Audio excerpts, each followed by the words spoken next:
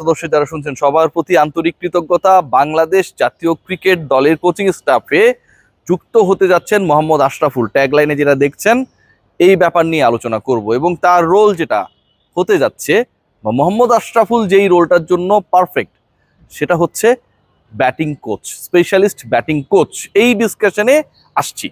তার আগে কিভাবে কি হলো, কোন ঘটনার প্রেক্ষিতে আসলে এই আলোচনাটা করছি, সেই আলোচনা আমার কাছে মনে হয় করাটা খুব বেশি জরুরি। আপনারা দেখবেন যে আমাদের প্রত্যেকের ফ্যামিলিতে কিছু বয়োজ্যেষ্ঠ মানুষ থাকে, আমাদের দাদা দাদি, নানা নানি, যাদের বয়স ধরেন হচ্ছে 80-র কাছাকাছি। সেই মানুষগুলো পরিবারের সবার দ্বারা অনেক বেশি রেসপেক্টেড, কিন্তু এই মানুষগুলোর কোনো কিছু করার থাকে না, তাদের সিদ্ধান্ত গ্রহণের কোনো স্বাধীনতা থাকে না। সবাই যায়, কচি কাঁচা থেকে শুরু করে তাদের বাবা মা যায়, সালাম দেয়, পা ছুঁয়ে সালাম করে, রাইট? কোথাও গেলে বলে বাবা যাচ্ছি, মা যাচ্ছি, হ্যাঁ বলে ঠিক আছে বাবা, ভালোভাবে যেও।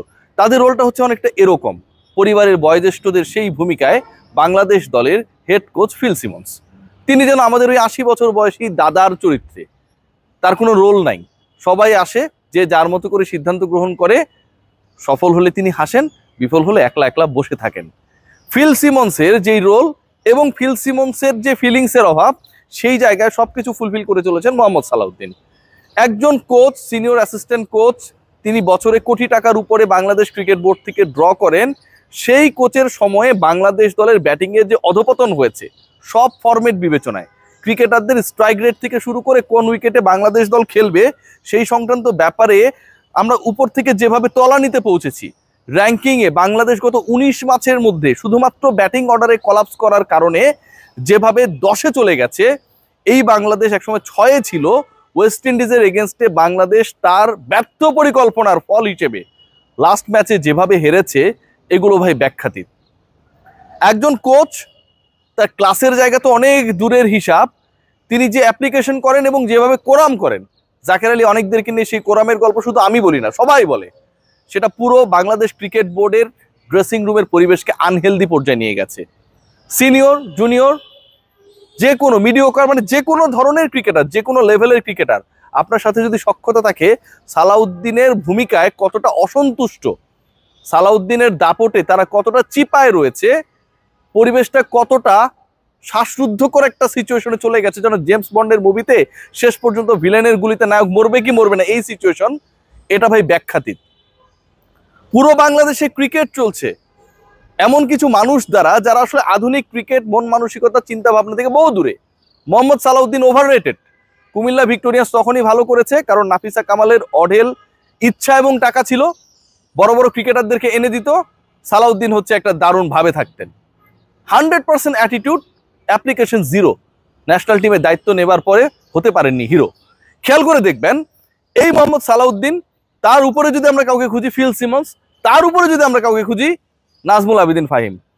এই যে একটা chain, Nazmul Abedin Fahim, Phil Simmons, Salauddin, ভাই বুকে হাত দিয়ে বলেন তো যে বাংলাদেশের ক্রিকেটে পিছিয়ে পড়ার ক্ষেত্রে তাদের পরিকল্পনা বা পরিকল্পনাহীনতা, তাদের মূল জায়গা থেকে ফোকাসে অন্য জায়গায় সরে যাওয়া, উল্টাপাল্টা প্ল্যান কতটা দায়ী? বাংলাদেশ দল, যেই দলটা আবারও বলছি যে তাদের ফেভারিট ফরম্যাট খেলছে, সেই দলকে কেন্দ্র করে ক্রিকেট অপারেশনস কতটা কতটা অপরিকল্পনায় থাকে, কতটা উদাসী থাকে। কোচিং স্টাফদের মধ্যেও যেন বিকার নেই যে টি-20 এবং ওয়ানডে একবার নাইম শেখ, একবার সৌম্য সরকার দলের সাথে কেউ যোগ দিতে পারেন অথবা কেউ যোগ দেন একদম লাস্ট মোমেন্টে। ক্রিকেট অপারেশনসের কাজ সারছেন আমার নাজমুল আবেদিন ফাহিম। সো পরিবর্তন আনতে হবে। বাংলাদেশ দল এখন থেকে 30 বছর আগে যে চলে গেছে, সেখান থেকে টাইম মেশিনে ভর করে আবার ব্যাক করতে হবে এবং ব্যাটিংয়ের জায়গাটায় বাংলা ভাষায় ব্যাটারদেরকে বোঝাতে হবে যে সমস্যার জায়গাটা কোথায়। ছোট্ট করে একটা এক্সাম্পল দিই, যে আপনি যদি 3.5-4 রান রেটে খেলেন, লাস্টের 7-8 ওভার যদি আপনি কাজে লাগান, আপনার স্কোর তো এমনিতেই 240 হয়। মিরপুরের উইকেট কালো হোক, ফর্সা হোক, মরা হোক, জীবিত হোক, যাই হোক না কেন, যেই ক্রিকেটারকে যখন নামানো উচিত, যিনি সুইট টাইমিং এর মধ্যে রয়েছেন, যে স্ট্রাইক রেট বেটার, যিনি টানা 2 ম্যাচে ভালো করেছেন, সেই ক্রিকেটারকে আপনি না নামিয়ে টি-20 দল থেকেও বাদ পড়ে যাওয়া নাজমুল হোসেন শান্তকে আপনি চ্যালেঞ্জ দিয়ে দিলেন 3 বলে 6 রান করার। এর থেকে ফাজলামার হইতে পারে? এর থেকে বড় জোক আর হতে পারে? সেই জোকটা সালাউদ্দিন অ্যান্ড কন্টিনজেন্ট মঞ্চস্থ করেছে গতকাল। সো ব্যাটিং কোচের জায়গায় মোহাম্মদ আশরাফুলের নাম নিয়ে আলোচনা হচ্ছে। মোহাম্মদ আশরাফুল লেভেল 3 করেছেন, বাংলাদেশ দলের সাবেক অধিনায়ক ছিলেন, বাংলাদেশের এই মুহূর্তে ক্রিকেট মস্তিষ্ক হিসেবে যদি আপনারা কাউকে বিবেচনা করেন, ভাবেন, চিন্তা করেন এবং এই কাজটা, কোচিং এর কাজটা যদি তাকে আপনারা এখানটা ইনভলভ করেন, সেই জায়গায় মোহাম্মদ আশরাফুল ছাড়া আমি কোনো প্রপার ক্রিকেটার পাই না, প্রপার কোনো মস্তিষ্ক পাই না। আশরাফুল অলরেডি বাংলাদেশ ক্রিকেট বোর্ডের সাথে কাজ করছেন। মোহাম্মদ সালাউদ্দিন যদি বছরে 1 কোটি টাকা বেতনে বা তারও বেশি বেতনে ক্রিকেট বোর্ডের এরকম একটা হাই প্রোফাইল রোলে থাকতে পারেন, মোহাম্মদ আশরাফুলকে রাখতে সমস্যাটা কোথায় ভাই? আমার কাছে মনে হয় Bangladesh cricket board now it's high time to think যে মোহাম্মদ আশরাফুলকে এখানটায় ইনভলভ করা যায় কিনা। আমি অনেকের সাথে কথা বলেছি, ক্রিকেট বোর্ড রিলেটেড যারা পার্সন রয়েছে এবং একই সাথে ক্রিকেটার, সবাই চায় যে এরকম ভাব গাম্ভীর্যময় কোরাম মেনটেন করা, ড্রেসিং রুমের পরিবেশকে অশান্ত করা, এই টাইপের ক্যারেক্টারদেরকে এখান থেকে ইমিডিয়েটলি বের করা উচিত। ইমেজ সংকটে বুলবুল ভাই অন্তত পড়বেন না। সালাউদ্দিনকে আপনি অন্য দায়িত্বে দেন, এইচপিতে পাঠিয়ে দেন, অন্য কোথাও পাঠিয়ে দেন, কোনো সমস্যা নেই। কিন্তু বাংলাদেশ ক্রিকেট দল, বাংলাদেশ ক্রিকেট বোর্ডের সবচেয়ে প্রায়োরিটির জায়গা যে ন্যাশনাল টিম, সেটার পরিবেশ যেভাবে নষ্ট হচ্ছে, সেটাই যেভাবে প্রপার পরিকল্পনার অভাবের কারণে যাতা সিচুয়েশন তৈরি হয়েছে, এই ফল কিন্তু এন্ড অফ দ্য ডে আপনি যতই ভালো কথা বলেন না কেন আপনার কাঁধে এসে পড়ে। আশরাফুলের ব্যাপারে অন্যদের যেমন আগ্রহ রয়েছে, আশরাফুলের আগ্রহের জায়গাও রয়েছে। সালাউদ্দিনকে নিয়ে, সালাউদ্দিন কিন্তু বেসিক্যালি তার ক্যারিয়ারে একজন ছিলেন মিডিয়াম পেসার, তিনি হয়ে গেছেন খেয়াল করে দেখবেন বাংলাদেশের batting maestro, batting coach.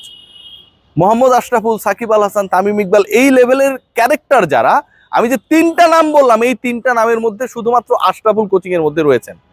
Tamim Iqbal আপাতত এগুলো নিয়ে ভাবছেন না, তিনি আরো বড় জায়গায় লক্ষ্য করেছেন, সেখানে যেতে চান। সাকিব আল হাসান বাংলাদেশে নেই, রেলেভেন্ট না। মোহাম্মদ আশরাফুল, আবারও বলছি যে আপনি যদি চোখ বন্ধ করে বাংলাদেশের ক্রিকেট ট্যালেন্ট বিবেচনা করেন, সবার আগে ব্যাটিং ডিপার্টমেন্টে আপনার কাছে যে 2-3টা নাম আসবে, আশরাফুল তার একটা। আশরাফুলকে অফার করলে আশরাফুল সেই অফারটা নেবে, আমি গ্যারান্টি দিচ্ছি। সিরিয়াসলি, আশরাফুলকে আপনি অফার করেন, আশরাফুল সেই দায়িত্ব নেবে এবং সালাউদ্দিনের থেকে অনেক ভালোও করবে।